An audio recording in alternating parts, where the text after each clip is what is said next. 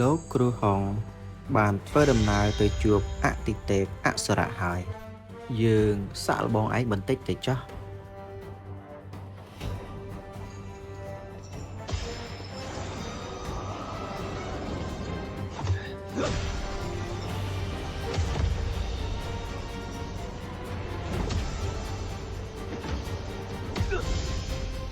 ល្អណាស់សាកល្បងម្ដងទៀត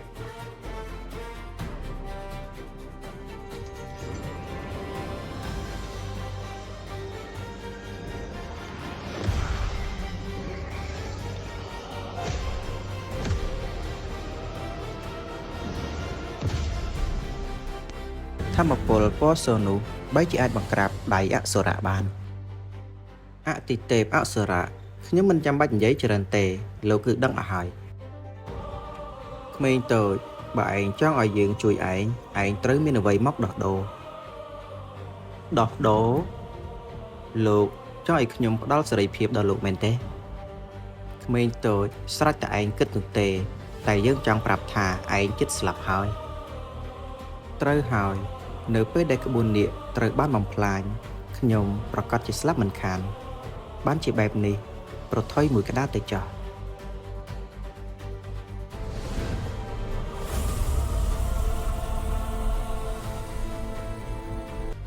នោះគឺជាមជ្ឈុលស្លាប់រស់ដែលបានបង្កើតឡើងពីធម្មពលរបស់លំហអមតៈពេលនេះវានៅក្នុងខ្លួនរបស់លោកការស្លាប់រស់របស់លោកស្ថិតក្នុងដៃរបស់ខ្ញុំហើយមិននឹកស្មានថាឯងពិតជាមានល្បិចកិច្ចកលច្រើនមែនបន្ទាប់ពីនិយាយគ្នាចប់លោកគ្រូហុងក៏បានប្រើប្រាស់ធម្មពលលំហអមតៈដើម្បីបំបែកច្រវាក់របស់លំហអមតៈដោះលែងអទិទេពអសុរៈរាងកាយដើមរបស់លោកគ្រូហុងនៅឯខាងក្រៅមិនទាន់ដឹងខ្លួននៅឡើយនោះទេស្រីអូនកំពុងតែមើលថែគាត់អទិទេពអសុរៈបានប្រាប់លោកគ្រូហុងថាដើម្បីប្រើប្រាស់ក្បួនថ្មីត្រូវតែបំបែកក្បួនចាស់ចោលនៅពេលដែលក្បួននាគត្រូវបានបំបែករាងកាយរបស់លោកគ្រូហុងស្ទើរតែប្រេះបាត់ទៅហើយបន្ទាប់មកអទិទេពអសុរៈក៏បានប្រាប់លោកគ្រូហុងថាមើលឲ្យបានច្បាស់គាត់នឹងប្រើប្រាស់ក្បួនរាហូចាប់ចាំងពេលនោះទម្រង់អទិទេពអសុរៈក៏បានបង្ហាញខ្លួនរួចហើយក៏បានចាប់យកស្នូលធម្មពលលំហអមតៈលេបចូលទៅក្នុងពោះទៅអទិទេពអសុរៈបានប្រាប់លោកគ្រូហុងថាក្បួនរាហូចាប់ច័ន្ទនេះអាចឃុំស្នូលធម្មពលលំហអមតៈបានម្ដងអាសន្នតែប៉ុណ្ណោះរឿងដែលសំខាន់បំផុតគឺលោកគ្រូហុងត្រូវតែប្រញាប់ទម្លុះកម្រិតដើម្បីអាចគ្រប់គ្រងធម្មពលដ៏មហិមានេះបាន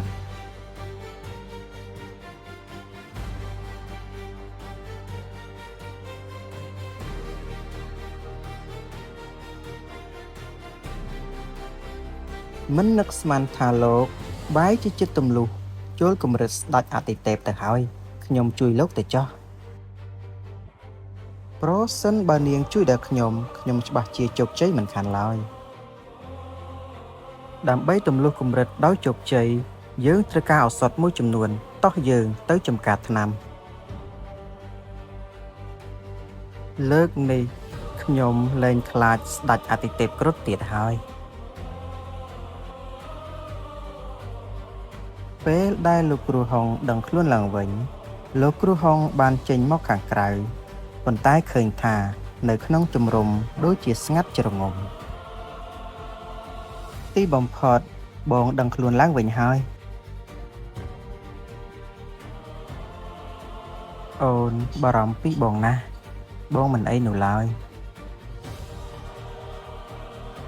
ក្នុងជំរំស្ងាត់បែបនេះតើពួកគេទៅច្បាំងជាមួយអាណាចក្រសៀមហើយមែនទេបងសម្លាញ់បងបានសម្លាប់អស់ជាច្រើនថ្ងៃហើយថ្មីនេះអាណាចក្រសៀមមានសកម្មភាពចម្លែកណាស់បើអញ្ចឹងយើងទៅមើលជាមួយគ្នាទៅលោកគ្រូហុងបានប្រើប្រាស់វិជ្ជាកំណត់ដឹងរួចហើយក៏បានចែករំលែកការដឹងនោះទៅឲ្យស្រីអូន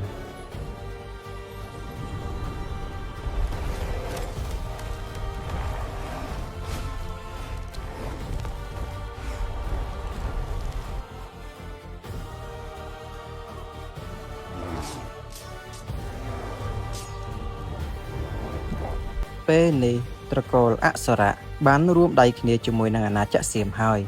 ទ័ពទាំងអស់ត្រូវបានគ្រប់គ្រងដោយអធិរាជបិសាចអសុរៈស្ដេចអសុរៈបានតាមប្រមាញ់បងយូរណាស់មកហើយពេលនេះគេបែកជាចូលដៃជាមួយអាណាចក្រសៀមទៅវិញកុំបារម្ភអីលើកនេះគឺដល់ពេលត្រូវបញ្ចប់រវាងបងជាមួយនឹងស្ដេចអសុរៈហើយ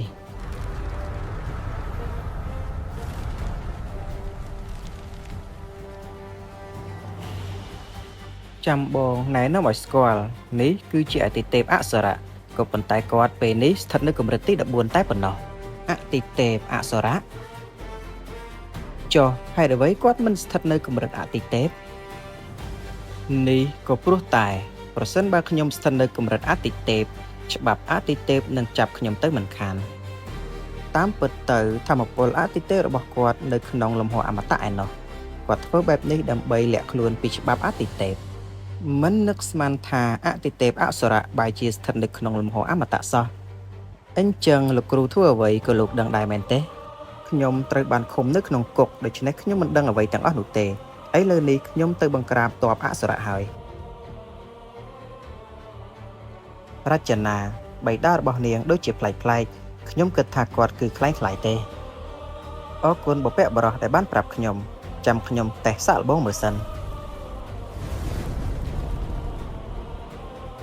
បិតាខ្ញុំចង់សាកល្បងជាមួយនឹងបិតាដើម្បីតេស្តសមត្ថភាពខ្លួនឯងពួកយើងត្រឡប់ទៅផ្ទះសិនទៅមិនចាំបាច់នោះទេសាកល្បងអីលើនេះ